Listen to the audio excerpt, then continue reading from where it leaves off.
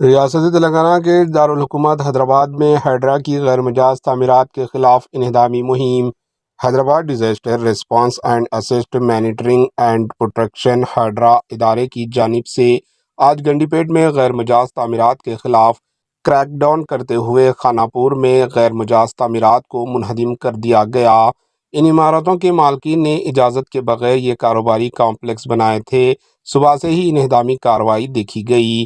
اس موقع پر عہدیداروں اور عمارتوں کے مالکین کے درمیان زبردست بحث و تکرار ہوئی۔ پولیس کی بھاری تعداد کے ساتھ انہدامی کارروائی انجام دی گئی۔ پولیس راستے میں آنے والوں کو گرفتار کر رہی ہے۔ ماحولیاتی ضابطوں کی خلاف ورزی کرتے ہوئے بفر زون میں کئی عمارتیں کھڑی کی گئی تھی۔